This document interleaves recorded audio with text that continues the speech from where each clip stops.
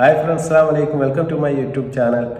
അപ്പോൾ സാജിദ ഷാജിയുടെ ഒരു വീഡിയോ നമ്മൾ ഇതിൻ്റെ മുന്നേ ചെയ്യുകയുണ്ടായി. അതിൻ്റെ രണ്ടാം ഭാഗം നിലക്കാണ് നമ്മൾ ഈ വീഡിയോ ചെയ്യുന്നത്. അപ്പോൾ സാജിദ ഷാജി പറയുന്നത് രണ്ടാമതായി കല്യാണം കഴിക്കുന്ന ഒരാളെ തനിക്ക് ആവശ്യമില്ല എന്നും പുതുതായി വരുന്ന ആൾക്കാരെയാണ് താൻ കല്യാണാലോചനയ്ക്ക് ക്ഷണിക്കുന്നത് എന്നാണ് പറയുന്നത്. അങ്ങനെ ആൾക്കാർ ഒരിക്കലും തൻ്റെ ഒപ്പം ചെയ്ത അവസാനം വരെ കൂടെ ഉണ്ടാവില്ല എന്ന് തനിക്ക് നന്നായിട്ട് അറിയാമെന്ന് പറയുന്ന റഫലി എന്ന് പറയുന്ന തൻ്റെ ലവറും തന്നെക്കാൾ പ്രായം കുറഞ്ഞ ഒരാളാണെന്ന് നമ്മുടെ സാജിദ ഷാജി നമ്മളോട് പറയുന്നുണ്ട്. അതുപോലെ തന്നെ അദ്ദേഹത്തിൻ്റെ ഫോട്ടോയും വീഡിയോയും എല്ലാം സോഷ്യൽ മീഡിയയിൽ ഇടാനുള്ള കാരണം എന്ന് പറയുന്നത് ഞങ്ങൾ തമ്മിലുള്ള ഒരു പേഴ്സണൽ ഇഷ്യൂയുടെ ഭാഗമായിട്ടാണ് എന്നും അല്ലാത്തൊരു കാരണത്താലും ഞാൻ അദ്ദേഹത്തിൻ്റെ ഒരു ഫോട്ടോയോ അല്ലെങ്കിൽ ഒരു വോയിസോ ഒന്നും തന്നെ എവിടെയും ഞാൻ ഇടില്ലായിരുന്നു എന്ന് പറയുന്നു. അങ്ങനത്തെ ഒരു പ്രശ്നം വന്നത് കൊണ്ടാണ് ഞാനിത് സോഷ്യൽ മീഡിയയുടെ മുമ്പാകെ കൊണ്ടുവന്നത് എന്ന് വളരെ വ്യക്തതയോടെ സാജിദ മാധ്യമങ്ങൾക്ക് മുമ്പാകെ പറയുകയാണ്. അതുപോലെ തന്നെ ഒരിക്കലും തൻ്റെ പേഴ്സണൽ ലൈഫ് ഇതിൽ കൊണ്ടുവച്ചിടണ്ടായിരുന്നു എന്ന് എനിക്ക് പിന്നെ ഒരു വട്ടം തോന്നിയിട്ടുണ്ട് എന്ന് സാജിദ ഷാജി. അങ്ങനെ കല്യാണം കഴിക്കാത്ത ആളാകുമ്പോഴാണ് നമ്മുടെ കാര്യങ്ങളെല്ലാം അവർക്ക് മനസ്സിലാക്കാൻ പറ്റുള്ളൂ. കല്യാണം കഴിച്ച ആൾക്കാർ കൂടെ നിൽക്കില്ല. കാരണം ഒരു പെൺകുട്ടീനെ ഇതാക്കിയിട്ട് അല്ലെങ്കിൽ മക്കളെ വിട്ടിട്ട് വരികയാണെങ്കിൽ അവരുടെ ആ ഒരു ഇത് കഴിഞ്ഞിട്ടാണ് അവർ നമ്മുടെ അടുത്തേക്ക് വരുന്നത്. ഇപ്പൊ നമ്മുടെ അടുത്തും ഉറപ്പിച്ച് നിൽക്കുന്നുള്ള ഒരു ഉറപ്പ് എനിക്കില്ല. പക്ഷെ കല്യാണം കഴിയാത്ത ആൾക്കാരാവുമ്പോൾ അവർക്ക് പറഞ്ഞാൽ മനസ്സിലാവും, അവർ നമ്മളെ വിട്ടിട്ട് പോവില്ല എന്നൊരു ഉറപ്പ് നമുക്കുണ്ട്. എന്നെക്കാട്ടി മെച്ചൂർഡാണ് ഷറഫലിയൊക്കെ, എന്നെക്കാട്ടി മെച്ചൂർഡാണ്. അവനൊരു കുടുംബം നോക്കുന്ന ഒരാളാണ്. ചെയ്തിട്ടുണ്ടോ എൻ്റെ ലൈഫ് അതായത് സാജിദ കാരണം ആളുടെ ഒരു ലൈഫ് അല്ലെങ്കിൽ ആളുടെ ഒരു ഫ്യൂച്ചറിനെ ബാധിക്കുന്ന കുറെ കാര്യങ്ങൾ ഇപ്പൊ ഉണ്ടായിക്കൊണ്ടിരിക്കുകയാണ്. അങ്ങനെയുള്ള എന്തെങ്കിലും രീതിയിലുള്ള സംസാരങ്ങൾ ഉണ്ടായിട്ടുണ്ടോ? അങ്ങനെയൊന്നും ഉണ്ടായിട്ടില്ല. കാരണം അവനിക്ക് അറിയാം എന്തിൽ നിന്നാണ് തുടങ്ങിയത്, എന്താണ് പ്രശ്നം എന്നെല്ലാം അവനിക്ക് അറിയാം. അതുകൊണ്ട് ഒരിക്കലും ഞാൻ അവന്റെ കുടുംബം കലക്കിയെന്ന് അവനക്ക് പറയാൻ പറ്റില്ല. അതിൽ അവനെയും തെറ്റുകാരനാണെന്ന് അവനിക്കറിയാം. അതായത് ഇങ്ങനെയൊക്കെ സംഭവിക്കുന്നതിന് റീസൺ ഷാറഫ് അലിയും കൂടിയാണ്. അങ്ങനെ പറഞ്ഞാൽ ഈ വീഡിയോസും കാര്യങ്ങളൊക്കെ ഞാൻ ഇടാനും ഇതിനൊക്കെ ഒരു പേഴ്സണൽ ആയിട്ടുള്ള ഒരു പ്രശ്നം ഞങ്ങളുടെ ഇടയിൽ ഉണ്ടായതുകൊണ്ടാണ് ശരിക്കും പറഞ്ഞാൽ അങ്ങനത്തേക്ക് വന്നത്. അതുകൊണ്ടാണ് അവരുടെ വീട്ടുകാരൊക്കെ അറിഞ്ഞത്.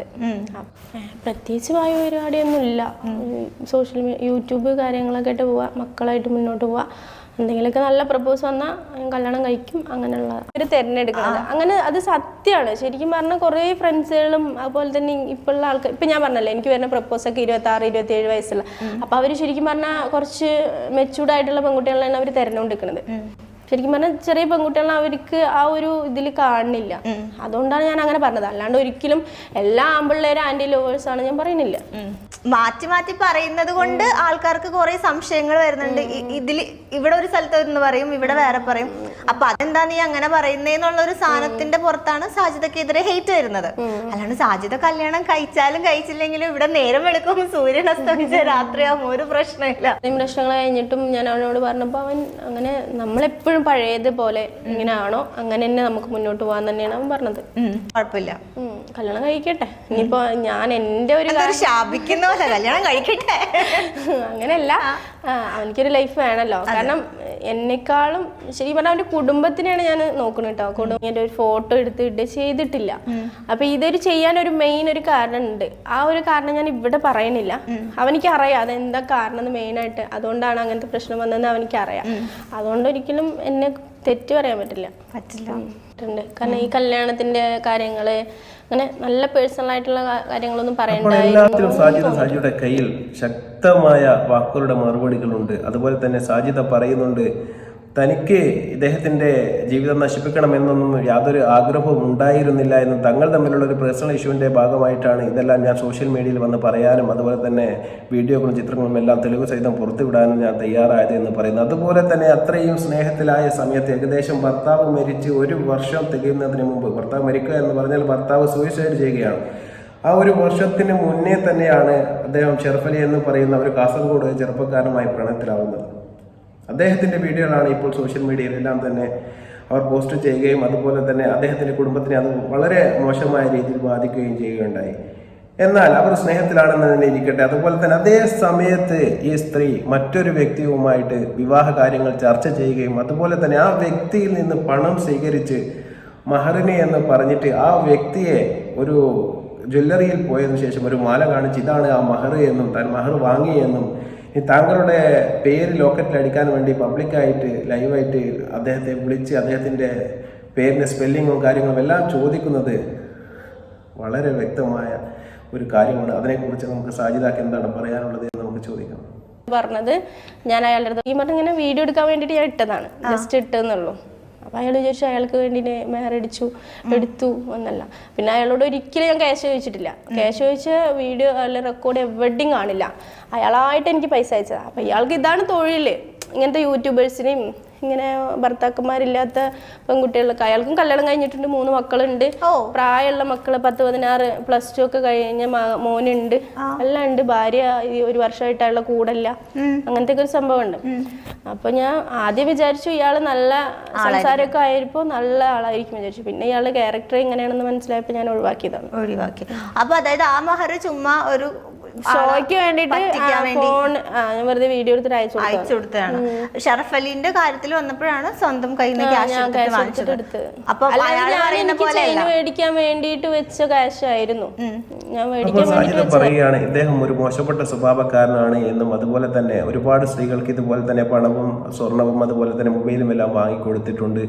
അതിനുശേഷം അവരെ ജീവിതത്തിലേക്ക് ക്ഷണിച്ചതിന് ശേഷം പറ്റുകയാണ് ആ വ്യക്തിയുടെ പരിപാടി എന്ന് പറയുന്നു. അങ്ങനെയാണെങ്കിൽ തീർച്ചയായിട്ടും നമുക്കത് വിശ്വസിക്കാം. അങ്ങനെ അയച്ചു കൊടുത്തിട്ടുണ്ടെങ്കിൽ അദ്ദേഹത്തിന് വേറെ കുടുംബവും അതുപോലെ കുട്ടികളുമുള്ള ഒരു വ്യക്തിയാണ്.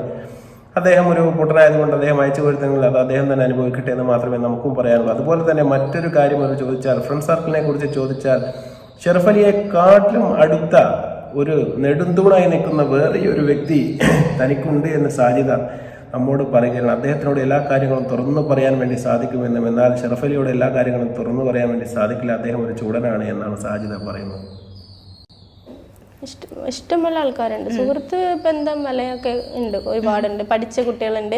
അല്ലാണ്ട് തന്നെ ഇപ്പോൾ യൂട്യൂബിൽ വന്നതുകൊണ്ട് തന്നെ ഇൻസ്റ്റയിലുള്ളതുകൊണ്ട് തന്നെ ഒരുപാട് ഫ്രണ്ട്ഷിപ്പ് ഉണ്ട്. കൂടുതലായിട്ട് നമ്മൾ ഇവനായിട്ട് കുറച്ച് കൂടുതൽ അടുപ്പവും കാര്യങ്ങളും പേഴ്സണലായിട്ടുള്ള വിഷയങ്ങളൊക്കെ ഇവനായിട്ട് പറയും. പിന്നെ മെയിനായിട്ട് ഷാജി എന്ന് പറയുന്ന സ്ത്രീയെ കുറിച്ചും അവരുടെ ജീവിത പ്രശ്നങ്ങളെ കുറിച്ചും എല്ലാം നിങ്ങൾക്കും ഒരു ധാരണ കിട്ടി എന്ന് ഞാൻ കരുതുന്നു.